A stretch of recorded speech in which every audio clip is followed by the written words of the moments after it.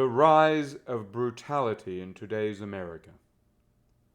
America is born as a nation for the disenfranchised, a nation standing for justice for victims, biblical justice involving a call to publicly recognize our natural right, the right of the anthropos, the one vindicated in the Good Samaritan parable, of the human being, and so to recognize this human being's inalienable tie to divine intelligence, to a divine order of things. Man is not by nature a brute, but a being destined to rise to partake in what St. Augustine would call the citizenry of God, civitas Dei. Man is, to speak with Aristotle, a political animal, a zoon politikon. He is political naturally, in the sense that the mind of nature calls him to rise out of the condition of brutes, to mirror God's own agency in nature. For this is to live politically or poetically, to speak properly. Yet, many Americans today have been duped into mistaking disenfranchisement and victimhood for a virtue, identifying justice with the raging resentment of slaves.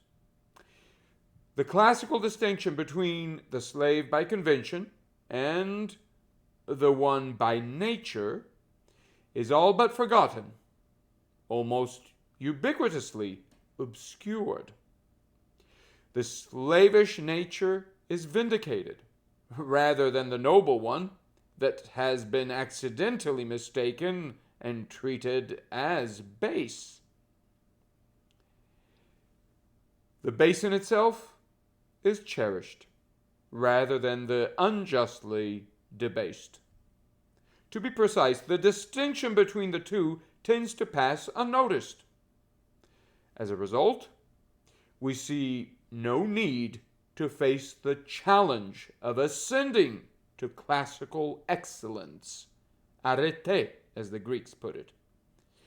All we need is to flaunt our vice.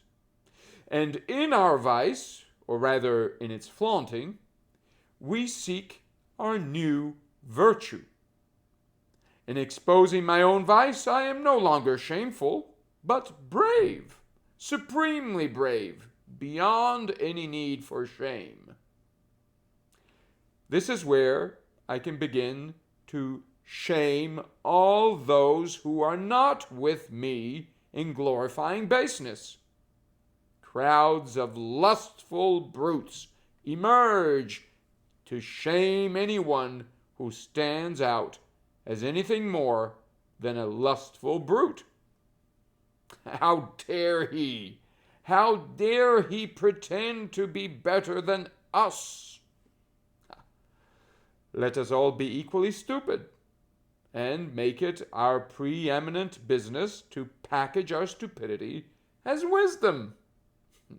We shall go to school to do this, learning techniques of empowerment, strategies to pretend to be wise, and in our pretense we shall prove our glory, our mastery over all those who beg to differ. We, the legions of the different, will show by our very rise or uprise that difference as such defines being, what we are. For it empowers non-being to replace being as such. Old essentialist being is a pretense to be replaced massively by non-being's pretense of being. Here is awakening, the triumph of freedom, the glory of humanity, the destiny of America.